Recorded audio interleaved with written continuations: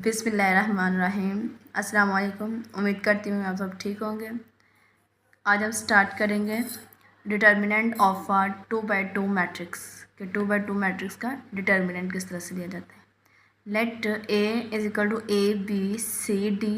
B are 2x2 square matrix. Square matrix लिया है जिसकी रो और कॉलम सेम है, वो आपके पास स्केयर मैट्रिक्स होता है। The determinant of A denoted by, तो जो फिर डिटर्मिनेंट ऑफ ए होता है उसको डिनोटेड किया जाता है डी ई टी, मतलब डिटर ए से आर, या ए और उसके साइडों पर जैसे एक मॉड लिखते हैं तो ये ए मॉड, ये आपके पास आ जाता है डिटर्मिनेंट इज डिफाइंड एज कि ए डिटर्मिनेंट है तो वो आपके पास आएगा determinant A is equal to determinant A की वैल्यू लिखी ए बी सी डी। अब इसका डिटर्मिनेंट किस तरह से लेना है कि जो आपके पास डायगनल नंबर्स होते हैं, डायगनल एंट्रीज, उन दोनों की प्रोडक्ट माइनस और नॉन डायगनल एंट्रीज की प्रोडक्ट, मतलब ये आपके पास ए डी माइनस ये आपके पास बी सी, तो ये आपके पास आ गया determinant of matrix A is equal to lambda है जो बिलोंग करता है आर से, मतलब कोई भी रियल नंबर की कोई भी एंट्रीज हो सकती है। Let B is equal to 1 1 -2 3 एक और मैट्रिक्स लिया, उसका जब हम लोगों ने डिटर्मिनेंट लेना है तो ये बी मॉर या डिटर्मिनेंट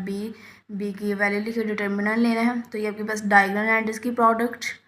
और नॉन डायगोनल एंट्रीज की प्रोडक्ट तो माइनस, तो ये 3, ये माइनस माइनस प्लस और ये +2 इज इक्वल टू 5, तो ये आपके पास आ गया डिटर्मिनेंट्स ऑफ बी। तो हम लोग इसकी डेफिनेशन इस तरह से करते हैं, difference between the product of diagonal entries and product of non-diagonal entries is called determinant of a matrix, मतलब डायगोनल एंट्रीज और नॉन डायगोनल एंट्रीज का जो डिफरेंस होगा वो आपके पास आएगा डिटर्मिनेंट्स ऑफ अ मैट्रिक्स।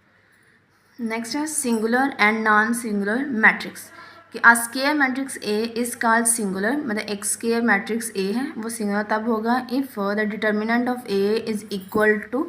0, जब वो 0 के इक्वल हो, मतलब जब हम लोग डिटर्मिनेंट लें ए का वो इक्वल है 0 के। फॉर एग्जांपल एक मैट्रिक्स है 1 2 0 0 is a scalar matrix since कि जब हम लोगों ने इसका डिटर्मिनेंट लिया है तो डायगोनल एंट्रीज की प्रोडक्ट 1 × 0 0 और फिर -2 × 0 इज इक्वल टू 0, तो इन दोनों को जब सॉल्व किया तो ये आंसर आएगा 0। तो ये है जिसमें डिटर्मिनेंट 0 हो वो आपके पास आता है सिंगुलर मैट्रिक्स। नेक्स्ट है a square matrix A is called non singular if the determinant of A is not equal to 0, कि मतलब डिटर्मिनेंट जब ए है वो इज इक्वल टू 0 ना आए। For example A is equal to 1 1 0 2, ये एक नॉन सिंगुलर है, जब हम लोग ने इसका मॉड लिया तो ये आएगा 1 × 2 2 और -1 × 0, तो ये आपके पास 0, तो 1 × 2 मतलब ये 2 है, 2 आंसर है। 2 जो है ना आपके पास 0 के इक्वल नहीं है, तो ये आपके पास जो है नॉन सिंगुलर मैट्रिक्स है। नोट है कि each square matrix with real entries is ether singular और नॉन सिंगुलर मैट्रिक्स, मतलब जो आपके पास जो स्केयर मैट्रिक्स होती है रियल नंबर एंट्रीज के साथ वो आपके पास सिंगुलर भी हो सकती है और नॉन सिंगुलर मैट्रिक्स भी हो सकती है। हमारे पास adjoint of a matrix, adjoint of a square matrix A is equal to A B C D is obtained by interchanging the diagonal entries and changing the sign of other entries, मतलब other entries जो आपके non diagonals होंगे। adjoint of a matrix A is denoted bye कि as जो adjoint ए है वो आपके पास कोई भी मैट्रिक्स हमने लिया हुआ है, तो ये मैट्रिक्स था हमारे पास ए बी सी डी, हम लोगों ने इसका ज्वाइन लेना है तो वो उन्होंने कहा है कि इंटरचेंज करते हैं डायगोनल एंट्रीज को, मतलब ए और बी है डी है तो इसको इंटरचेंज करेंगे तो यहाँ पे डी और ये ए इंटरचेंज किया डी ए आ गया, तो ये आपके पास डी और ए जो डायगोनल एंट्रीज है, जो नॉन डायगोनल एंट्रीज है उसको हम लोगों ने उसके साइन चेंज कर देते हैं, मतलब यहाँ पे ही -b -c, तो ये आपके पास आ गया d -b -c और ए ये आपके पास आ गया एडजॉइन ऑफ अ मैट्रिक्स। एक एग्जांपल देखते हैं कि मैट्रिक्स ए लिया है 1 2 3 0, देन उसका जब एडजॉइन लेंगे तो ये आपके पास आएगा 0 1 और -2 और -3।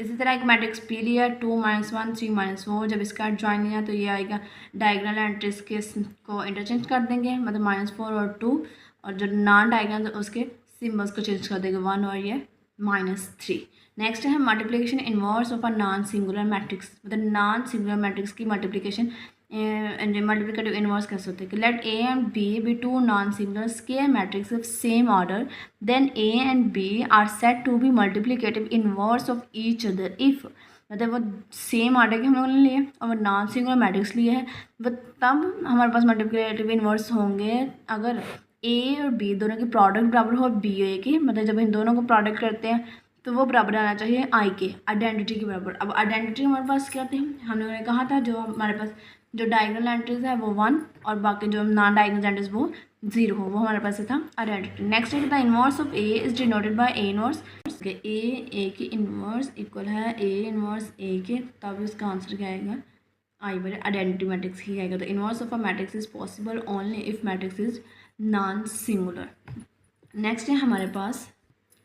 Inverse of a matrix using adjoint, क्या हम लोगों ने एडजॉइंट को यूज़ करते हुए मैट्रिक्स का इनवर्स कैसे लेना है। Let M is equal to A B C D be are square matrix, हमने कोई भी एक स्केयर मैट्रिक्स ले लिया to find the inverse M, हम लोगों ने अब मालूम करना है इनवर्स ऑफ एम का, मतलब M inverse. First we find the determinant as inverse is possible only of a non singular matrix, मतलब नॉन सिंगुलर मैट्रिक्स आना चाहिए, इसका आंसर 0 के इक्वल नहीं आना चाहिए। पहले इसका हम लोगों ने एम का डिटर्मिनेंट लिया तो ये हमारे पास आ जाएगा A D minus B C जो कि is not equal to 0। Next हम लोगों ने एडजॉइन लेना ऑफ एम डी, मतलब इसका लेंगे तो इंटरचेंज डी और ए माइनस बी और माइनस सी, ये हमारे पास आ गया एडजॉइंट ऑफ ए। देन अब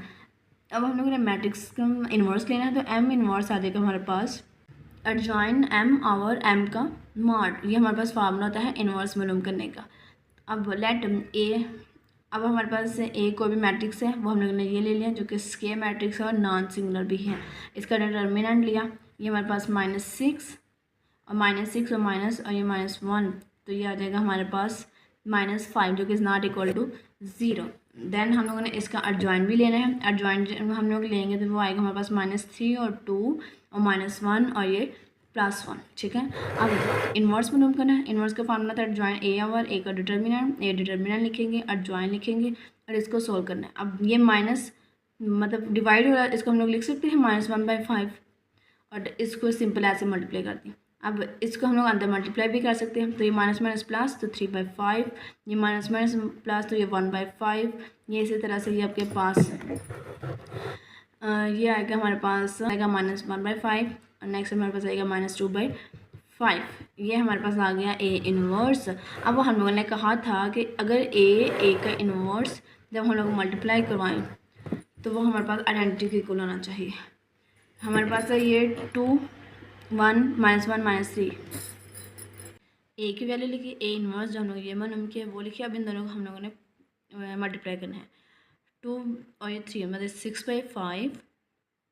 फिर आगे में प्लस होता है लेकिन यहाँ पे माइनस है तो ये आ जाएगा -1/5, इसी तरह से ये 2/5,